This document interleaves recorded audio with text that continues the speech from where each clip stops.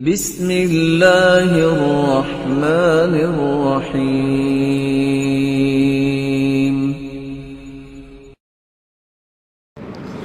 اللہ کا تقرب جب انسان کو نصیب ہوتا ہے تو پھر حالت یہ ہوتی ہے کہ جب سعد رضی اللہ تعالی عنہ لشکر لے کے سمندر کے کنارے کنارے چل رہے ہیں، کھانا بھی ختم ہو گیا۔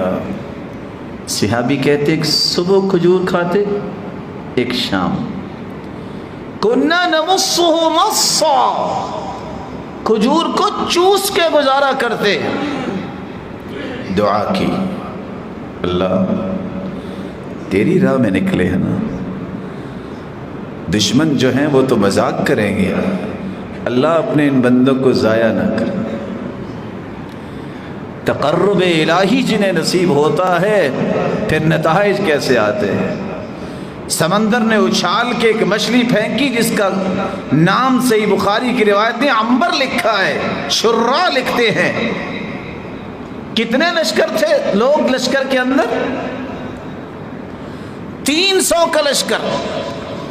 18 دن صبح و شام اس مچھلی کو کھایا ہے لیکن یہ مچھلی ختم نہیں ہوئی۔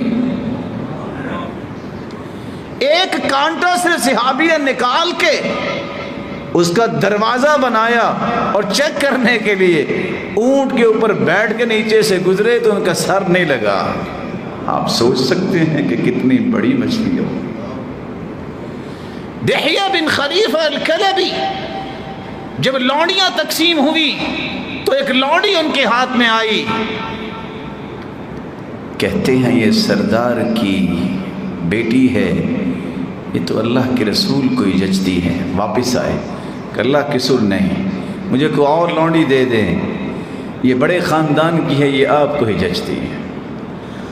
اپنی خواہش پہ رسول اللہ صلی اللہ علیہ وسلم کی ذات کو مقدم کیا۔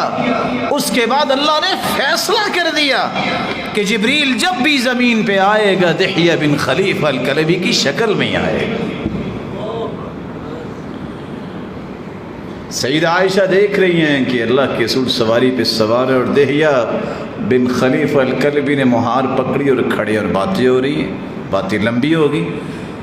پوچھا اللہ کے رسول دحیہ کیا کہہ رہے تھے اتنی لمبی بات؟ کہا عائشہ وہ دحیہ نہیں تھے، وہ جبریل تھے جو اللہ نے بھجوائے تھے، اور وہ کہہ رہے تھے جب گھر جائیں تو میرا سیدہ عائشہ کو سلام کہنا۔